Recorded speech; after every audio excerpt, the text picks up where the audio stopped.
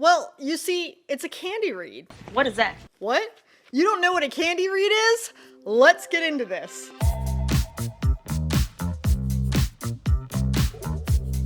Alright guys, so today I have a very special video for you. Today I want to talk to you about some candy reads. I'm talking about that addictive sugar rush of a read. This is science fiction that will really help you taste that sci-fi craving. You know what I'm talking about. These are quick, snappy reads. They're very light and entertainment focused. They might be action-packed, or they might focus exclusively on characters. Either way we go, these are perfect palate cleansing reads, or maybe they're just super addictive, but they don't ask a lot of the reader, which is what we're looking for. They're fun and easy and very accessible. I think that everybody's healthy sci-fi diet needs to incorporate some kind of candy read, because after all, we have to keep it fun. So I wanted to make this list of candy reads, and I'm separating them in different ways, so that way you can maybe find your next palate cleanser in between those big, deep, meaty reads of complete meals that are science fiction reads. That's why I made this list. So I have 4 categories for you. The first category is the weirdest, and that's going to be some authors who hit candy read every single time for me. Then we're gonna have that popcorn sci-fi read. You know what I'm talking about. It's just made for entertainment. It's light, it entertains with a little bit of humor or wit, and it's just a light, fun read. Then we have the emotional chocolate reads. You know what I'm talking about. That decadent, deep chocolate, the savory sweet focus on character development or character arcs, maybe even a little bit of world building mixed in. Then we have, last but certainly not least, the thrilling, fruity twists. I'm talking about those books that have cliffhangers. They're high action. They've got mystery. They have daring escapes or incredible survival. These are the books that you just pick up and can't put down. Now, it's really important as part of this definition to let you know that these books aren't always perfect for every reader. What works for me as a really fantastic candy read may not work for you. Some of that goes beyond just preference. Some of that even is about mood. Sometimes I'm really interested in that deep emotional chocolate. And other times I just want a quick popcorn sci-fi read that I can then move on to the next deep and dark sci-fi heavy themed book that I'm looking for. So, using that as a guide, let's see how we did today. The first section I want to talk about are authors. I recommend every book in their backlist as a potential candy read. So, as you can imagine, these are authors that really work for me. The first one is going to be John Scalzi. This guy, just like this book Red Shirts, just entertains the crap out of me every single time. While I don't find most of his books very bingeable, I do find them to be perfect palate cleansers because he always has a very quick wit and a very smarmy, sarcastic main character. His books are really focused on fun and entertainment, and I really do appreciate that. On that same shelf, I would also recommend Dennis E. Taylor, and I would look to his Bobaverse series, starting with We Are Legion, We Are Bob. This series, and honestly all the rest of his work, is again a very fun, ridiculous, smarmy adventure. It does get deeper as things go along, but it starts as very fantastic popcorn sci-fi. It's always a thrilling, always adventure, and I just love the way that Dennis Taylor writes. Next on the list is going to be Andy Weir, and I'm going to specifically highlight his book Project Hail Mary, which is soon to be a movie. That being said, all of his books are incredibly cinematic. They're very heart-pounding, very accessible, and I would recommend every single one of his works. He is definitely an auto-buy author for me. Next, we have Blake Crouch. This is one who really specializes in a lot of mystery, and he has lots of thrilling, fun science fiction that are not very hard to understand. And I really appreciate that. We need to have these kinds of people. I would specifically recommend the book Dark Matter, but any of his books could fit here. Another author that fits on this same shelf is gonna be Michael Crichton. An oldie but a goodie, probably one of the original accessible candy read kind of sci-fi thriller authors. I'm in particular going to recommend the book Prey. Then very close behind him, we have Daniel Suarez, one of my new up-and-coming favorite sci-fi thriller authors. I'm going to specifically recommend Delta V. Then we're going to have a newcomer to this list, and that's J.S. Dews, who always has this action-packed kind of sci-fi thriller vibe with an addictive quality to her stories. I'm going to specifically recommend Rubicon because it is a standalone, but boy, is that ending going to kill you. Then on that same shelf, we have Michael Mamet. Everything I have read by him, I have also been addicted to. He writes a lot of military sci-fi, but not all of it. Specifically, I'm going to recommend his standalone book, Generation Ship, which is one that I think is highly underrated. Next on the list is the vintage pulp sci-fi queen herself, Andre Norton. I'm going to specifically recommend Starman's Son, which is my favorite book by her, but really any book would be fantastic here. She is always one of those authors that promises entertainment in her stories. And I think that's what made her such a reliable and such a popular pulp sci-fi writer. And last, but certainly not least, the cinematic man himself, Alan Dean Foster.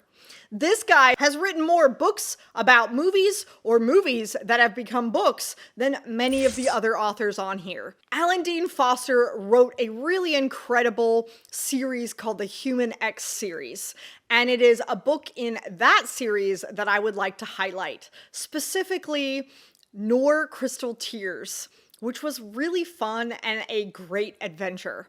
Almost everything I pick up by him is a fantastic candy read. And that does it, you guys, for the authors section. Now I want to get into some specific books. Now, because we have so many books to get through in such a small time, I am not going to talk too long about summaries, but I do recommend that you decide which category you're looking for and check all of the summaries out for yourself. There are so many books that I did not put on this list, so please don't be mad. I promise you there's more to come.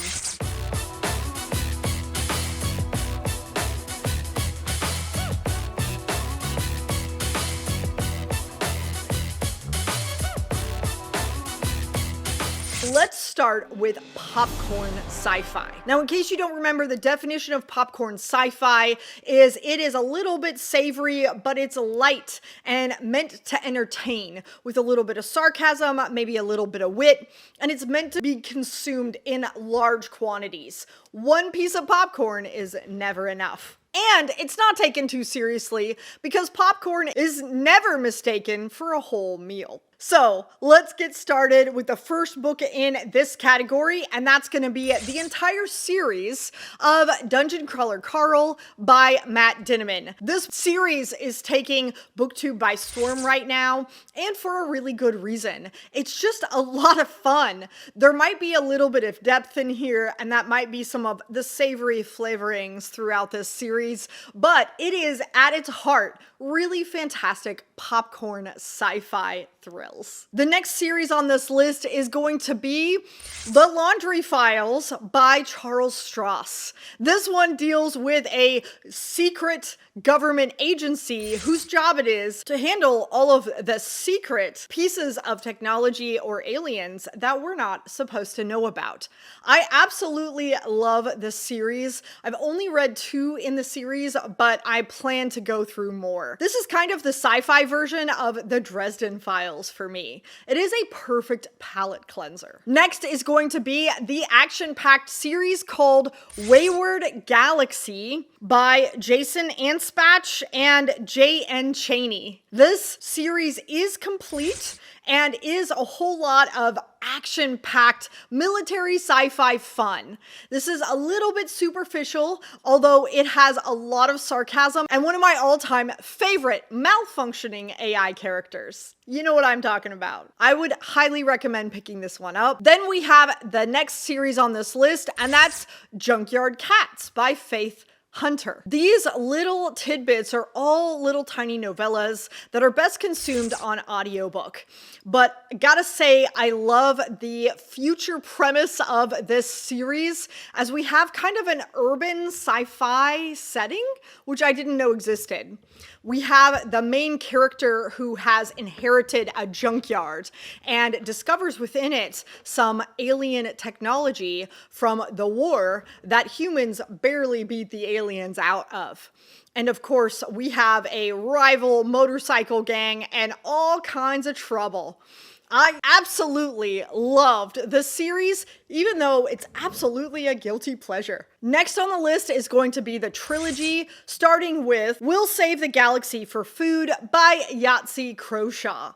This series was a lot more fun than I expected when I first picked it up, and it deals with a starship pilot who has been a hero and saved many lives, but as with all of the starship heroes, are on the end of their career. Not because they've aged out, but only because teleportation has been invented, making starship travel just not logical anymore. So he's forced to do a lot of things that he doesn't want to do to survive. This series had a lot of tongue-in-cheek, but also had a lot of heart, and I really recommend it. Now let's get into a couple of standalone popcorn sci-fis. Let's start with Hollow Kingdom by Kira Buxton.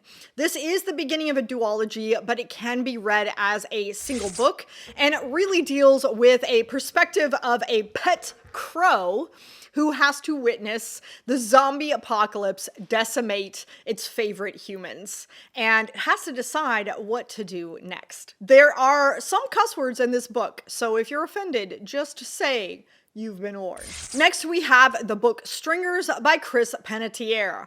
This one was a lot more fun than I expected. It really started off with a boy who's known more about the mating techniques of insects than he should or anyone should ever know about. And these were things that he was never taught even as a small child.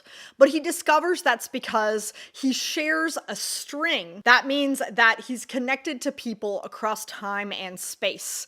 And this can pass down some kinds of knowledge. And his previous stringer happens to know something that other alien species want to know about. And so they kidnap him from planet Earth. This story, in my opinion, is a little bit more fun than Hitchhiker's Guide to the Galaxy, which I know is kind of a problem, but Hitchhiker's Guide could go here, but so does Stringers. And I found Stringers to be a lot more satisfying. Next, and very last on this section, I'm going to add Early Riser by Jasper Fforde. Now, it's true Jasper Fforde writes a lot of fantasy, but a lot of his books cross over. And this book in particular is a standalone that really focuses on a climate catastrophe of Earth that really goes through a lot of very harsh winters. And because of the low amount of growth on the planet, we have a sense where calories are very heavily sought after. And so portions of the entire population have to go into cryosleep during winter time, and they may not have enough food for you. So that said, this book really features several of the people who have been left awake during winter.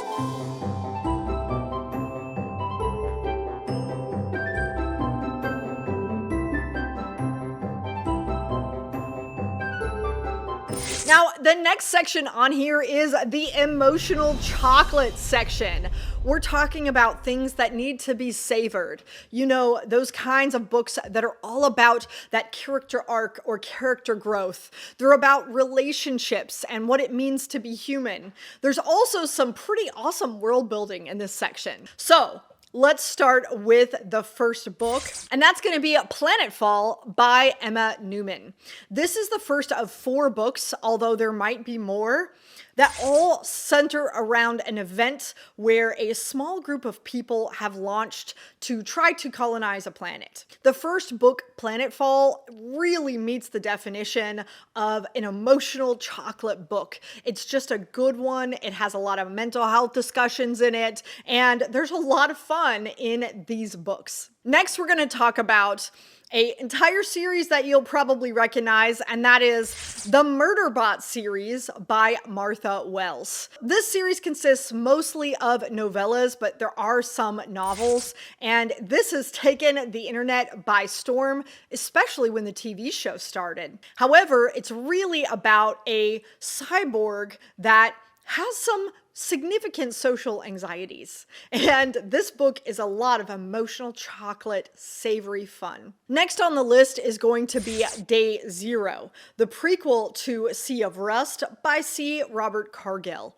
Both of these books are definitely present on the list, but Day Zero fills it a little bit more because it does follow a young boy and a tiger-like robot caretaker who have to witness the end of humanity during the robo-apocalypse. What is the robot caregiver tiger going to choose? Talk about ripping on those heartstrings, right? Then we have the series by H. Bean Piper that starts with Little Fuzzy.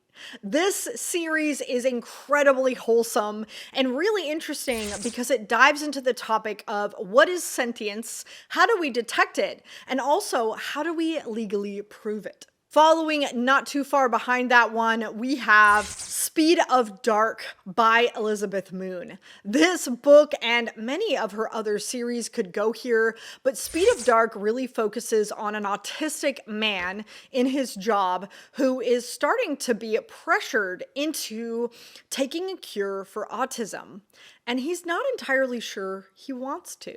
Next, we have the ever-popular Vorkosigan Saga by Lois McMaster Bujold. If you want an absolutely lovable character with a little bit of action, but also all about those characters, you should definitely pick up a Vorkosigan Saga story.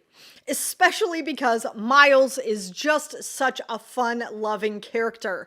I would highly recommend starting with The Warrior's Apprentice, but you can start wherever you want. Because let's face it, Miles gets out of every problem with a little bit of wit and a lot of luck. Next, we have a little bit more recent story, and that's Future's Edge by Gareth Powell. This one deals with a woman who has had a disastrous encounter with an alien parasite and is now infected. But her ex is on her doorstep asking her to save humanity. I mean, really? This one was a lot of fun, and I loved the main character of this one's name is Ursula. Now, we also have to have a little plug for the woman herself who almost exclusively invented this category, and that's the idea of the cozy sci-fi by Becky Chambers, starting with The Long Way to a Small Angry Planet. This one is incredibly character focused, and it's really all about how we can get along and how we can accept others where they are. And that's a really nice message, and it's just a lot of emotional chocolate ooey gooey. Next is going to be one of my all-time favorite military sci-fi series, The Lost Fleet by Jack Campbell.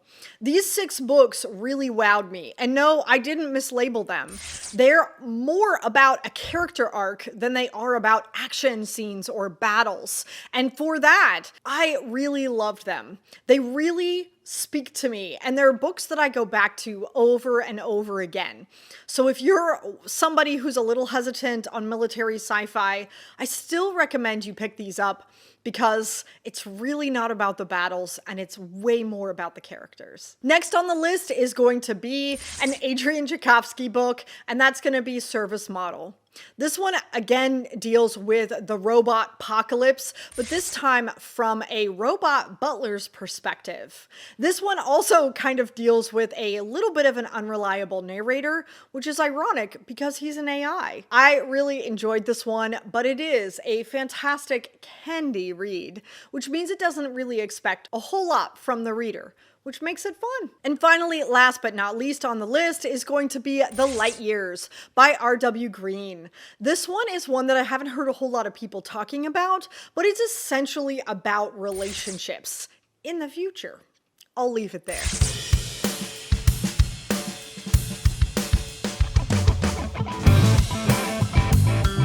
Now let's get into some thrilling, fruity twists. You know what I'm talking about. The little bit of hard candy that surprises you with a soft middle. These are books that have incredible amounts of cliffhangers and action, mystery, and epic escapes or incredible survivals. These ones might have a twisty end, or they might just be action all the way through. These are some of my all-time favorite candy reads, so let's talk about them. The first one is going to be the Helldivers series by Nicholas Smith. This series does kind of decrease in quality as things go along, but the first couple are really intriguing. I mean, you have these people whose entire job it is to dive into essentially a fiery, impossible to survive surface of Earth. There are so many things to love about this thrilling candy read. Next, we have the standalone that's become a duology called Mickey 7 by Edward Ashton. This one deals with the man Mickey, who is essentially an expendable on a very dangerous mission. And every time he dies, his consciousness is uploaded into a new clone body. And of course, this causes a lot of consternation among the crew, and especially for Mickey. I have to tell you that this has nothing whatsoever, in my opinion, to do with the movie. So if you're looking for something that was like the movie, maybe stay away from the book. Next is the Deathstalker series by Simon Green. This book series is vastly underrated and feels a little bit Star Wars inspired. This one definitely deals with a hero who has inherited some strange powers that he now has to tame because he is, after all, the chosen one in the galaxy. There are lots of really fun things in this series, and I would highly recommend it. Next on the list is the trilogy Winterworld by A.G. Riddle. I was floored by the series because I just could not stop. It was so addictive that I finished the entire trilogy in a weekend. It was that good. I had such a fun time with it. We deal with a world that is cooling down and freezing, and we watch by multiple character perspectives as the world cools, and lots of people are dying, only to finally realize that maybe this has something to do with the impending alien invasion that's headed our way. How can we survive against aliens and our recently hostile planet? There are so many fun pieces of this story, and it was incredibly addictive. I wish he would write more books like these. Next on the list is another military sci-fi, and that's The Expeditionary Force by Craig Alanson. This series is going 18 books strong and beyond, and I have to admit that I definitely haven't gotten through all of them, but I've had a really good time with the first 3 or 4 books, and I can plan to continue slowly but surely. At some point, the series has to end, right? Am I right? I hope so. This one definitely deals with an alien invasion. It deals with a lot of things in politics and survival behind enemy lines, being lied to by the powers that be, and dealing with incompetence of high-up generals. There are many, many more things in this series to love. This one is a little bit darker than some of the other series that I've shown, but this one is still very much high action, incredibly addictive, and a whole group of soldiers that I'm really connected to. Speaking of connection, next is the book Embers of War, which is a trilogy by Gareth Powell. I absolutely consumed this series. It took me a little bit to get into that first book, but once I did, OMG, was this a great series. Even though it looks like it from the title, it's not a military science fiction novel. Instead, it's really about a crew of a particular ship that is trying to not remember the war. And let's be real, the highlight of this entire series is actually about the ship itself. The Trouble Dog, one of the best sentient ships of all time, one of my favorite characters, and it definitely carried me through this series. Next, we have another standalone, and that is Firebreak by Nicole Corner-Stace. This book is a lot of fun because it really follows a far-flung future in a kind of a dystopian world where we have a girl who ends up in a real-life battle and meets some of her childhood heroes, only to find out that they are not as free as she expected. There are conspiracies and dealing with things like social media and the perception of what we're told. I really liked the story, but it's definitely just a fun, thrilling ride. Next on the list is a series called the Alex Benedict series, starting with A Talent for War by Jack McDevitt. Yet again, another book series that is not military science fiction, but that's to its credit. This first book deals with a mystery in the exact sense that it's not military and it's not a murder mystery. It is a very fun mystery that I don't want to give away. So just trust me, do yourself a favor. It starts a little slow, but I promise you will be addicted by the end. It was just a great time. I should not have been waiting to read a Jack McDevitt book. Next on the list is going to be Outpost by W. Michael Gear. This is the Donovan series, and it is one that really surprised me because the cover looks like a horror story, but in actuality, it is all about an outpost that has been abandoned and is hanging on to survival by their fingernails. When finally, after 7 years, a supply ship turns up, they have a big clash of ideals and survival. And I can't wait to pick up all of the rest of the series. And last, but certainly not least, we have the book Robopocalypse by Daniel Wilson. As the title suggests, this is about a robopocalypse and was a really fun, thrilling, action-packed kind of story that I think those of you out there who are looking for a palate cleanser will really enjoy.